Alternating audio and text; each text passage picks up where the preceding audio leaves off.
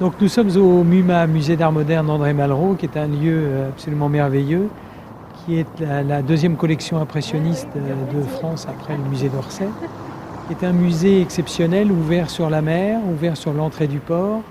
qui est un bâtiment récent, qui a été le premier musée reconstruit à l'après-guerre et qui était, de surcroît, inauguré en 61 par André Malraux,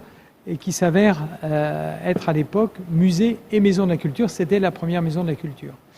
Après, il est devenu redevenu uniquement musée.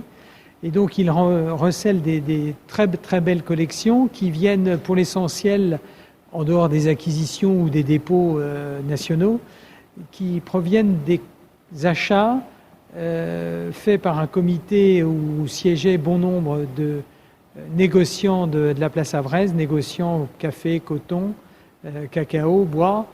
mais aussi de donations et legs de ces mêmes collectionneurs. Et on a comme ça des collections exceptionnelles, le legs de Charles-Auguste Marand en 1936, le legs d'Olivier Sen, donc cédé par la collection d'Olivier Sen cédée par sa petite-fille, en 2004, une autre partie de cette collection qui est arrivée en 2014, qui était la donation Maté, et puis de la part de familles de peintres, on a Louis Boudin qui donne en 1900 près de 300 œuvres de son frère, et puis en 63, Dufy, qui était havrais, amoureux de la ville, et qui, par le biais de son épouse, avait laissé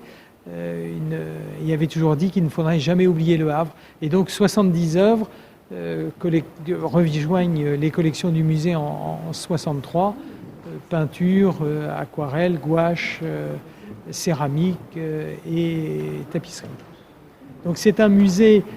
où la lumière, à la différence de nombreux musées, apparaît, puisque tous les murs sont, ou presque, sont ouverts à la lumière et laissent entrer la lumière, ce qui donne une image assez étonnante. De surcroît, vous pouvez admirer un tableau, marine ou non, et voir en même temps un paquebot, un porte-conteneurs entrer ou sortir du port.